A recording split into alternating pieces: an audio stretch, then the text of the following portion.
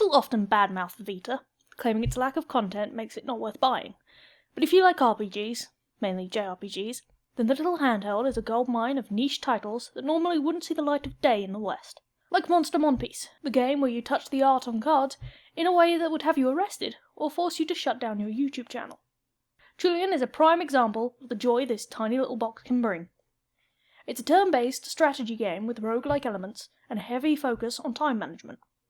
You play as the grandson of Satan, aka the Great Overlord, aka Diabolos, a beloved ruler of the underworld who not only has time to care for citizens of his kingdom, but also care for his sickly sister, when he's not out slaughtering angels as part of the ongoing war between heaven and hell.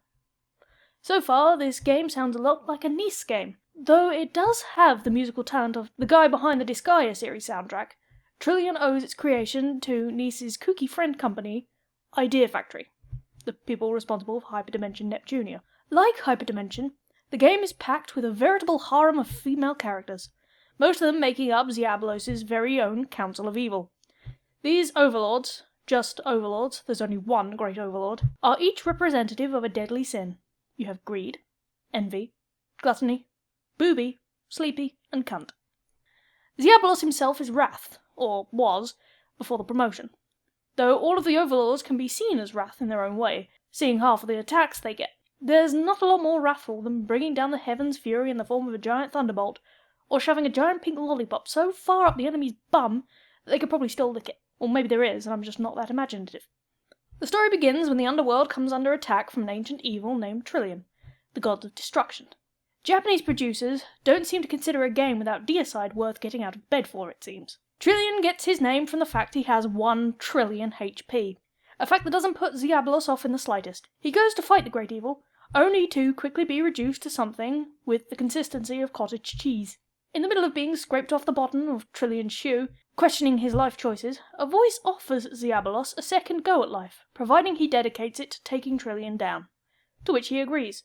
Resurrected as a zombie, unable to lift a teaspoon, let alone an axe, Diabolos must pick one of his harem to train up and take on the boss in his place. After each encounter where you fail to kill the big bad, Trillion goes off for a nap, giving you time to assign training exercises to your chosen overlord in order to gain resource points that can be spent on new moves, passive skills, or just stat upgrades. Now you might be wondering why we don't just beat up Trillion while he sleeps. There is a reason for this. As anyone who has slept next to anyone else will know that nighttime guffs can be deadly.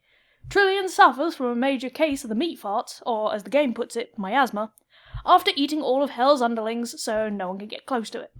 So you carefully spend your precious time split into days and cycles, or weeks, between training, bonding with your overlord to gain affection points, taxing your citizens to fund your weapon upgrades, or napping. The more you train, the more your fatigue meter fills. Too tired, and your overlord may do herself a mischief mid-training, and you will be penalised a few days for her to recover. Not the end of the world. You can still spend time with them while this happens, you just can't do anything that would gain you resource points. I have zero issues with this state of affairs, in theory. Except one of the training options is scrub yourself in the bath.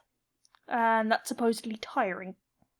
I suppose everyone gets sleepy after a bath, so maybe it's not that far-fetched. Every 5 training sessions you get the option to go to a short dungeon for points and items, without spending a day, boosting your training efforts, and at the end of every week you get the chance to face off against Mokujin, a giant facsimile of Trillion.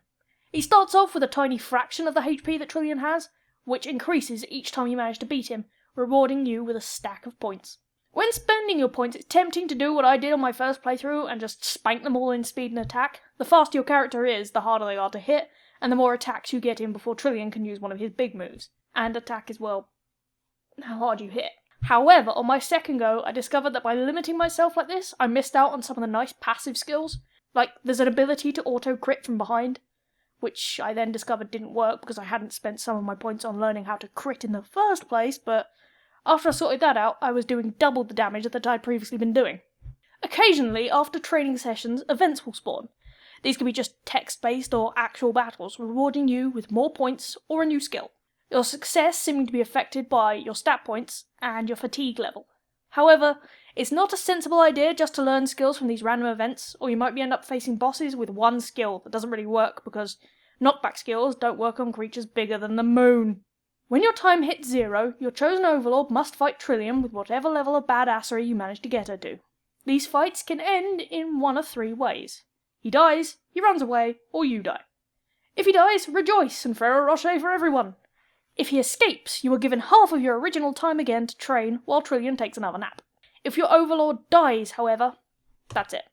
It's not game over, you just lose that character. After a brief emotional scene, you pick a new champion, transfer over some of your hard-earned resource points, and then retrieve your vita from the garden because you realise the one character you actually liked is now just so much giant monster turd. Death isn't without its uses, however. On death, you get to pick one last swan song move for your chosen hero. You can either do massive damage to the boss, seal off one of its limbs, third Hokage style, in order to prevent it from using certain moves, or make it sleep a bit longer, so giving you more time to train. There's a few others, but I can't think why you'd want to pick them. They're that useless. Unfortunately, you can't just throw 2 overlords at him to seal off Trillian's legs and stop him from running away.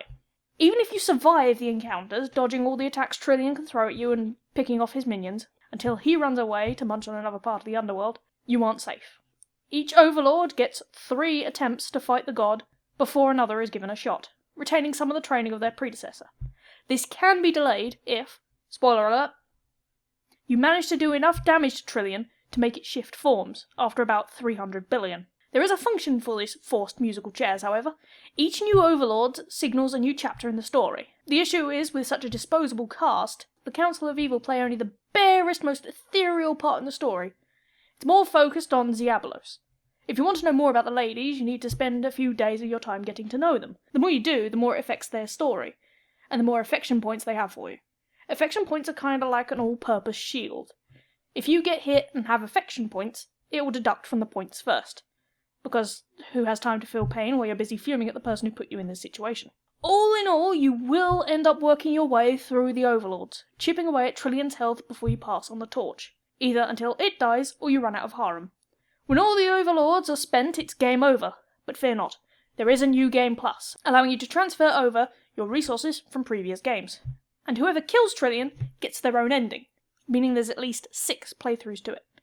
Each one a little shorter and easier than the last. It's a highly addictive game, as most time management games tend to be, but the gameplay fails to incorporate new elements as it goes on. Play one chapter and you've pretty much played all of them. It's only the story that keeps you going, that and the desire to actually kill that big SOB. It tickles the same part of your brain that games like Minecraft do, the desire to slowly build towards something massive, be it a castle shaped like a penis, or dealing over 1 billion damage. In that way, it's addictive, but very easy to burn out on.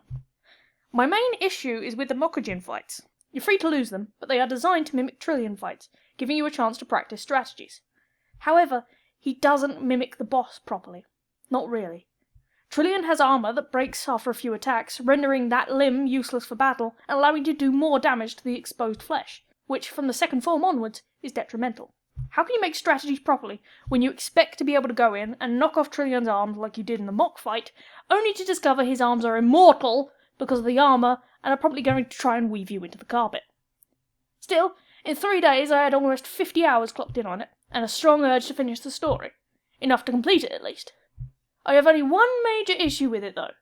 If Mokujin is a faithful copy of Trillian, getting stronger with each defeat, why the fuck didn't we send him against Trillian?